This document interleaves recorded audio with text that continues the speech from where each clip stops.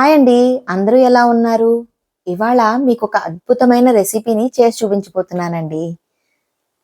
అది చాలా అమృతంలా ఉంటుంది. ఒక్కసారి చేసుకొని తిన్నారంటే మళ్ళీ మళ్ళీ ఈ స్టైల్‌లోనే ఆనపకాయతో కర్రీ చేసుకొని తినాలి అని అనిపించేలా ఉంటుంది. దీని పేరు చివ్వానపకాయ. డిఫరెంట్‌గా ఉంది కదా పేరు.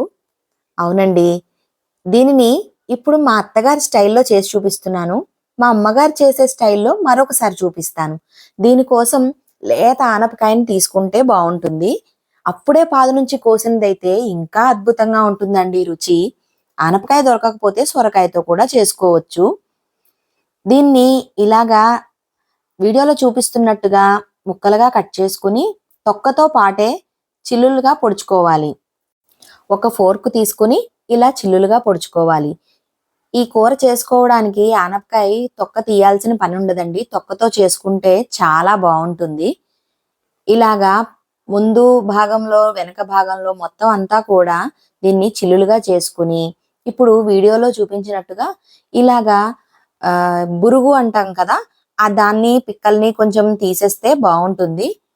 గింజలు లేకుండా ఇలాగా మధ్యలో ఆ మెత్తటి పదార్థం బురుగులాగా కూడా లేకుండా తీసేసుకుని లేత ఆనపకాయతో చేసుకోవాలండి. లేత ఆనపకాయ అనేది మాత్రం చాలా ఇంపార్టెంట్ ఈ కూరకి. ఇప్పుడు ఈ ముక్కలన్నిటిని ఒక పళ్ళెంలోకి తీసుకుని పక్కన పెట్టుకోవాలి.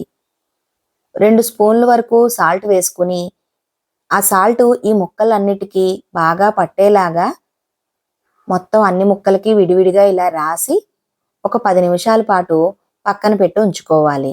ఈలోపు మనం కూరకు కావాల్సిన మసాలాని తయారు చేసుకుందాం. ఒక 6 ఉల్లిపాయలు తీసుకున్నాను. నేను కొంచెమే చేస్తున్నాను కాబట్టి 6 ఉల్లిపాయలు తీసుకున్నాను. వెల్లుల్లి రెబ్బలు, ఈ ఉల్లిపాయలు కూడా ముక్కలుగా కట్ చేసుకుని మిక్సీలో వేసుకుని, పసుపు, సరిపడా ఉప్పు, ఒక 3 చెంచాలు కారం వేసుకున్నాను. నేను ఇది 3 మ్యాంగోస్ కారం పొడి వాడతానండి. కలర్ బావుంటుంది. ఎక్కువ కారం ఉండదు. మా ఇంట్లో ఎక్కువ కారాన్ని యూజ్ చేయం కాబట్టి నేను ఆ 3 మ్యాంగోస్ కారపొడినే వాడతాను. ఒక స్పూన్ జీలకర్ర, 3 స్పూన్లు ధనియాలు వేసుకుని, ఒక 2 టమాటాలు కూడా కడిగి ముక్కలుగా కట్ చేసుకుని మిక్సీ పట్టుకోవాలి. దీన్ని మెత్తటి పేస్ట్‌లా ధనియాలు శుభ్రంగా నలిగేలా మెత్తని పేస్ట్‌లా చేసి పక్కన పెట్టుకోవాలి.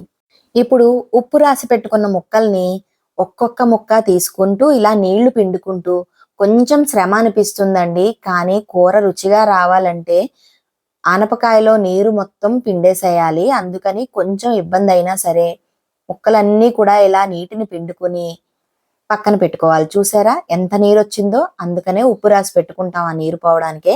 ఇప్పుడు ఒక కడాయిలో నూనె వేసుకుని ఈ ఆనపకాయ ముక్కలన్నిటినీ ఇలా వీడియోలో చూపించినట్టుగా ఒకే వైపు పరిచి పెట్టుకోవాలి.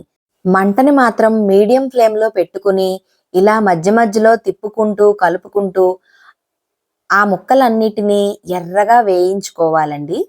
ఈ ముక్కలు వేగే వరకు మాత్రం ఖచ్చితంగా మనం స్టవ్ దగ్గరే అవైలబిలిటీ ఉండి దగ్గరుండి కలుపుకోవాలి. లేదంటే ముక్కలు మాడిపోతాయి. మీడియం ఫ్లేమ్‌లో పెడతాం కదా! చూడండి ఇలా ఆనపకాయ ముక్కలు ఇలా కొంచెం ఎర్రగా అయ్యే వరకు దోరగా వేగాలి.